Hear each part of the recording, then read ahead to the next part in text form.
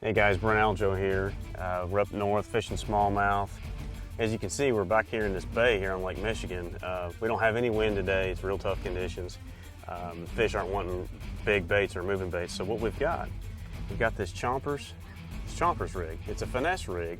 Little short 2-inch bait on there. It's just a straight tail worm. Mushroom head. And it's got a long shank in there so we can still catch those 4 and 5 pounders. The neat thing about this mushroom head is I can skip it underneath these docks way back in those dark holes where those fish are living. A lot of obstacles in the way. There we go. Just shoot that up underneath there. The farther you can get it in there, better chance of getting bit you are. They're not going to be out roaming around a lot with no wind.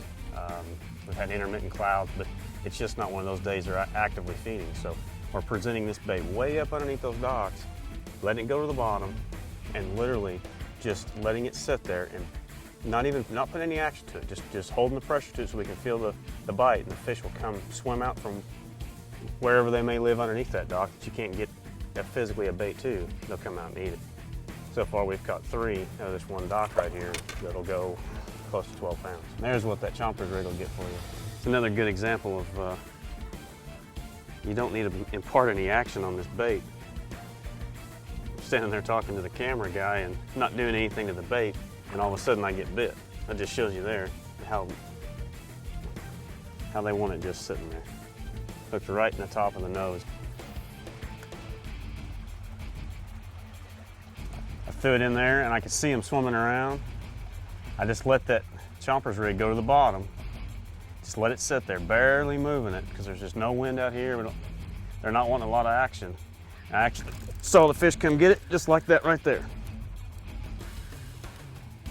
Another good one. Not quite as big as the last one. A good one. Look at that. Look at it just brings more and more out with it. That's awesome. These fish are so strong. Boat flipping. That's why you don't boat flip them. Pretty fish though. He got it. He got it. Saw him come all the way up from underneath the dock. Any spots on him.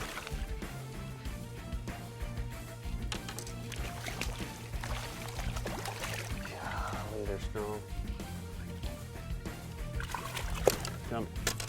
Come here. Oh. Look at that. They love that little bitty bait. Look how small that bait is. Big sore on the side of him. Beat up from trying to spawn. Pretty fish. Awesome. Got him. You just had to wait on him.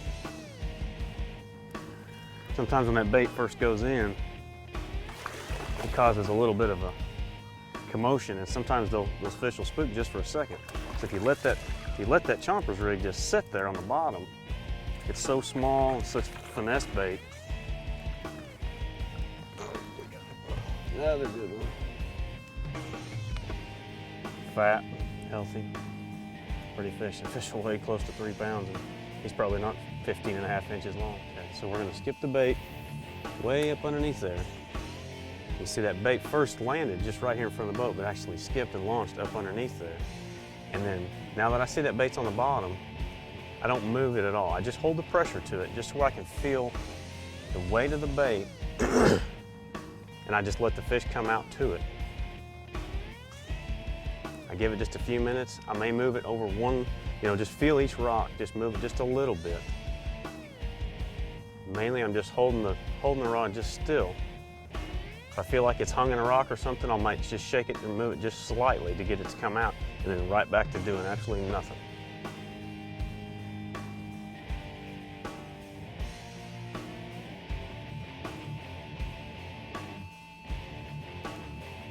It's hung up just slightly, so I shook it just a little bit, but I immediately let it go right back to the bottom, and I don't move the actual bait. Just nose down on it for just a second. Here he comes.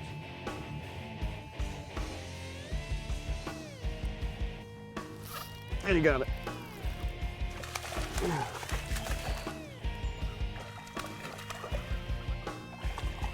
That wasn't the first fish that came up, but they actually got in competition for it. Smaller fish is actually the one that bit. If you can see how that fish has got that thing choked. Went straight down on it. We actually saw sand come out of their gills whenever it bit. Choked it right off the bottom, all the way in there.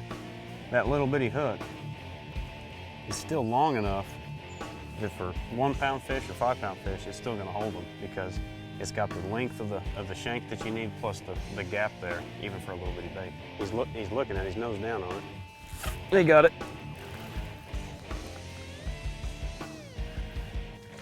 Put the talons down so we don't run into this dock. That's awesome. These fish are so strong and healthy. Look at that. Hooks them every time. Awesome. One after another. No telling how many's in that little dock. We've caught all those fish on that same Chompers worm. We just cut it. Basically, this worm is cut in half. It's normally about double that size, but today it's so calm and so clear water, we cut it down in half. I've already caught half a dozen or better fish on that one worm, still fishing it. Very durable. We're just throwing it in there right next to that dock, letting it sit there and literally just letting the fish come out to it. You don't, it's not a bait, you put a lot of action on.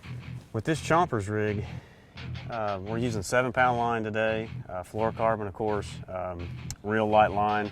Today we could probably go down to 5 or 6 pound line and still get bites and get the fish out of here. But you got to use light stuff, lighter stuff. You want a rod that's got a lot of tip to it. This Team Lee's rod is made perfect for this type of fishing. It's got enough backbone that I can move these fish out of where I need to move them out of, because we're around steel and docks and boat anchors and stuff. But yet you got to have the tip not only to feel the bite, because it is so subtle, but you got to have the tip to be able to present the bait up underneath these docks and these little crevices. If you got too stiff of a rod, you can't skip it, you can't cast it, you can't be effective, and you'll end up just spooking more fish or getting hung up or ruining the spot. So it's all about the equipment, the right bait, but you got to have what's hooked to it. You got to be right. Line, rod, reel, the whole deal. And boat control, another big deal. We've had the talons down almost the whole time we've been fishing here, just so I can stay off the trolling motor, hydro waves on, not making a lot of commotion, and let these fish settle down a minute and go right back to them and catch another. Thank you for watching.